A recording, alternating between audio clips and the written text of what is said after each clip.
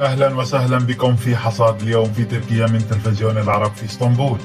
في الخبر الأول، تركيا تعلن تسجيل 28 ألف إصابة جديدة بفيروس كورونا و217 حالة وفاة و29296 حالة شفاء في 24 ساعة الماضية. في الخبر الثاني، التعزيزات العسكرية للجيش التركي ما تزال مستمرة إلى محوري تل رفعت بريف حلب وعين عيسى بريف الرقة، وتوقعات باقتراب عملية عسكرية في الشمال.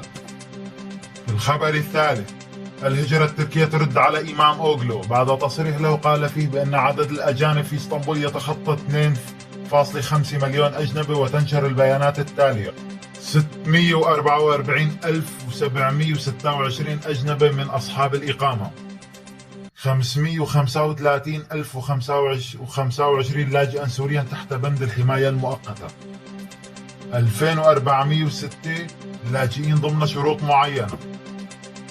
إجمالي عدد الأجانب 1,182,157.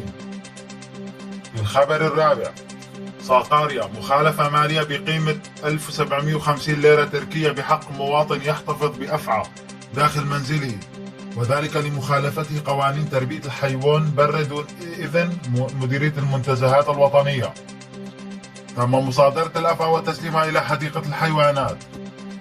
في الخبر الخامس، وزير الطاقة التركية فاتح دونوماز سعر مبيع الغاز الطبيعي في تركيا يعد الأرخص من جميع البلدان في أوروبا، بينما سعر الكهرباء فهو الأرخص بعد أوكرانيا وصربيا.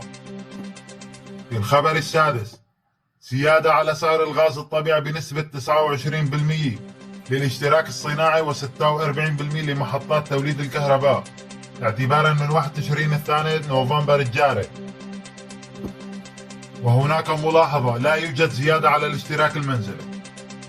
أما في الخبر السابع، وزير الأسرة والخدمات الاجتماعية التركية تعلن تقديم 2.5 مليار ليرة تركية للمواطنين المحتاجين مع دخول فصل الشتاء.